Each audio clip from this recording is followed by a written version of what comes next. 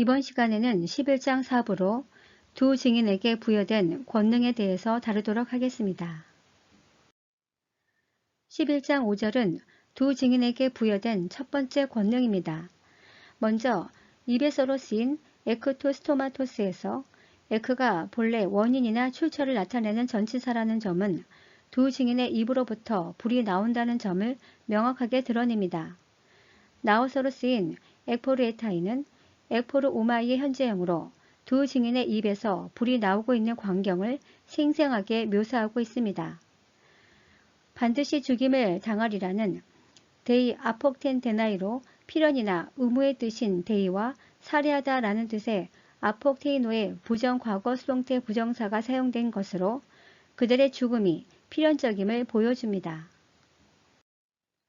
먼저 두 증인에게 부여된 첫 번째 권능은 두 증인을 보호하는 방어적 권능입니다. 즉, 누군가가 두 증인을 해하려고 할 때 사용하는 권능입니다. 이러한 방어적 권능은 엘리야와 모세가 사용했던 권능을 모티브로 하고 있으며 이는 자신이 하나님의 사명자로 그 권위를 증명하는 데 사용했습니다. 이에 대해 무천연설은 불이 나와라는 표현을 말씀 선포로 이해합니다. 그리고 반드시 죽임을 당하리라는 표현은 지상에서 전투하는 교회의 복음 선포 능력이 얼마나 막강한 것인지를 잘 보여준다라고 주장합니다. 반면 전천연설은 불이 나와라는 표현을 실제 권능으로 이해합니다. 즉, 재림 직전 마지막 두 증인에게 부여된 권능으로 두 증인의 사역을 방해하거나 죽이려 할 때 방어적 차원에서 두 증인이 그들에게 행할 수 있는 실제적 권능이라고 주장합니다. 반드시 죽임을 당한다는 것도 실제로 구약의 선지자 중에는 그들의 사역을 방해하는 자들에게 권능을 행사하여 저주와 죽임을 당한 사례가 종종 있습니다. 그렇다면 11장 5절에 불이 말씀 선포가 될 수 있을까요? 첫째, 이 권능은 두 증인을 해하려 할 때 사용하는 것으로 말씀 선포가 방어적 권세가 될 수 있는가입니다. 즉, 계시록 11장 5절의 표현을 보면 사역을 방해하는 자들에 대한 즉각적이고 능동적인 권능 행사를 표현하고 있습니다. 만약 불이 말씀 선포라면 이는 자신을 향한 물리적 공격으로부터 방어하기 위한 특별한 권능이 될 수 없습니다. 둘째, 예레미야 5장 14절 내 입에 있는 나의 말로 불이 되게 하고 라는 말씀처럼 말씀을 불에 비유한 문구가 있다고 해서 11장 5절의 불을 말씀에 비유할 수 있는가입니다. 분명한 것은 11장 5절에는 말씀이라는 표현 자체가 없기 때문에 이를 비유로 단정할 근거가 없습니다. 즉, 입에서 불이라는 표현이 나온다고 해서 모두 말씀으로 대체할 수 없다는 뜻입니다. 무엇보다 교회에 이런 권능에 부여되어 있는가입니다. 복음 사명을 부여받은 모든 교회가 복음 사역을 방해하거나 교회를 무너뜨리려는 세력에게 즉각적으로 이러한 권능을 사용하여 저주를 내릴 수 있을까요? 이러한 권능은 특별한 목적과 사명을 위해 부르심을 받은 자들에게만 나타나는 능력입니다. 11장 6절은 두 증인에게 부여된 두 번째 권능입니다. 여기서 비 오지 못하게 하고 에서 보레케는 비를 내리다 뜻을 가진 보레코의 가정법으로 동사를 부정하는 매와 더불어 사용되어 교회의 신실한 하나님의 종들을 상징하는 두 증인이 예언하는 동안 비조차 멈추게 할 수 있음을 말합니다. 물이 피로 변하게 하고 여기서 변화로 쓰인 스트레페이는 돌이키다, 돌아보다, 변하다는 뜻을 지닌 스트레포의 현재 능동태 부정사로 피에 해당하는 목적격 하이마와 더불어 물이 피가 되는 광경을 매우 역동적으로 표현하고 있습니다. 두 증인에게 부여된 두 번째 권능은 세상에 고통을 주는 공격적 권능입니다. 이는 마치 열왕기상 17장 1절에서 엘리야가 아합 왕에게 3년 동안 비가 내리지 않을 것을 선포한 것과 같이 세상에 고통을 주는 권능을 행사하게 됩니다. 아무 때든지 원하는 대로 여러 가지 재앙으로 땅을 치리로다 해서 호사키스는 언제든지 라는 뜻이며 델레소시는 원하다, 바라다 라는 뜻으로 자기가 원하는 대로 행하는 권능을 의미합니다. 따라서 11장 6절에 제시된 기근과 피 재앙은 단지 예시일 뿐이며 지진, 전염병, 홍수 등 다양한 재난을 언제든지 이 땅에 임하게 할 권능이 두 증인에게 주어졌음을 나타냅니다.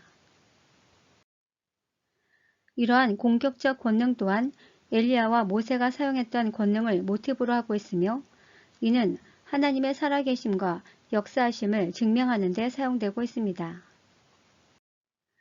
이에 대해 무천연설은 아무 때든지 원하는 대로 여러 가지 재앙으로 하나님을 대적하는 세력을 칠 수 있다는 것은 하나님께서 복음 전파를 위해 교회에 부여하신 권능이 얼마나 큰 것인지를 상징적으로 보여준다라고 주장합니다. 반면 전천연설은 재림 직전 마지막 두 증인에게 부여된 권능으로 이는 마지막 복음을 전할 때 세상 불신자들을 향해 하나님의 살아계심을 증명하기 위해 주어진 권능으로 봅니다. 문제는 교회에 이런 권능이 부여되어 있는가입니다. 복음 사명을 부여받은 교회는 첫째, 세상에 고통을 주거나 사역을 방해했다고 해서 이에 대한 권능을 나타낸 적이 없습니다.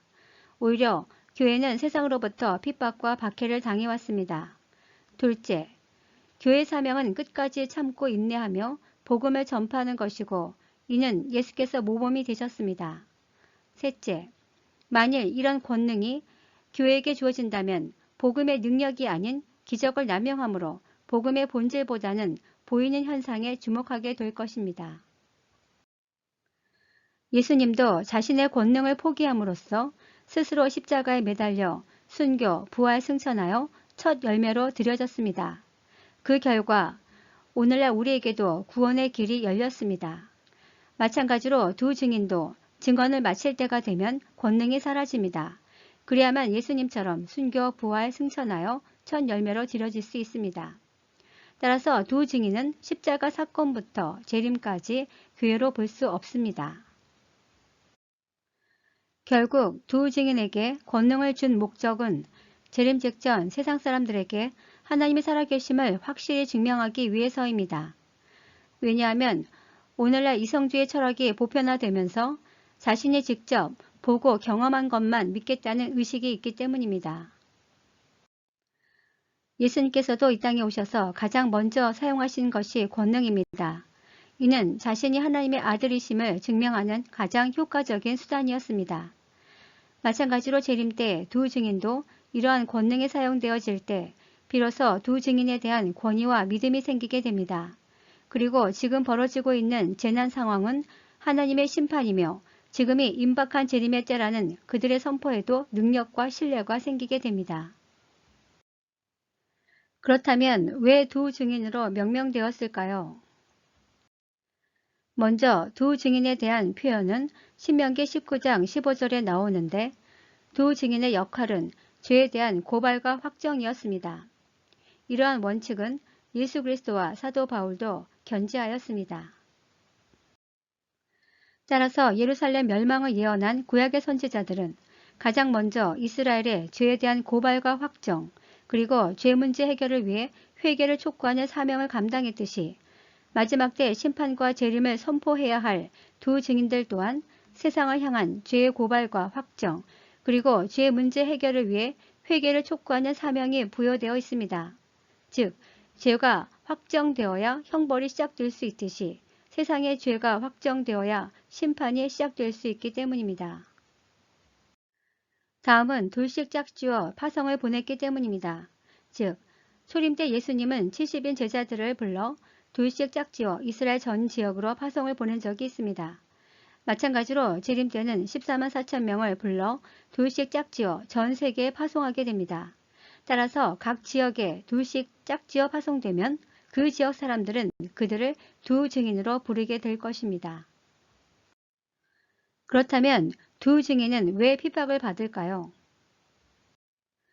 이를 위해서는 먼저 두 증인이 활동하던 상황적 배경을 살펴보면 첫 번째부터 네 번째 나팔이 연속적으로 불린 상태이며 전 세계는 혼란과 공포, 무질서 상태이고 전 세계는 기아, 전염병, 전쟁 등 각종 위험에 노출되어 있고 전 세계 정부는 혼란을 통제하고 극복하기 위해 심혈을 기울이는 상태이며 이때 적그리스도가 나타나 재난 극복과 비전을 제시하며 온 인류의 마음을 하나로 묶는 시도를 하는 상황이 됩니다. 이런 상황에서 두 증인은 세상 사람들의 죄를 확증하고 심판을 선포하게 되면 이를 듣는 세상 사람들은 자기의 양심으로 인해 괴로워하게 되고 두 증인을 증오하게 됩니다. 계시록 11장 10절을 보면 이 두 선지자가 땅에 사는 자들을 괴롭게 하였다라는 표현이 있습니다. 또한 적그리스도와 세상은 이 재난을 극복하여 더 나은 세상을 열자라고 외치는 반면 두 증인과 신실한 교회는 회개하라, 재림이 가까이 왔다라고 외치는 등 두 가치관이 충돌하는 상황이 연출됩니다. 그렇기 때문에 세상 사람들은 두 증인과 성도들을 미워할 수밖에 없습니다. 이것이 결국 두 증인의 순교로 이어지게 됩니다. 이를 작은 예표로 보여주는 것이 현재 일어나고 있는 코로나19 상황입니다. 다음 시간에는 11장 5부로 두 증인의 순교, 부활, 승천에 대해 다루도록 하겠습니다. 감사합니다.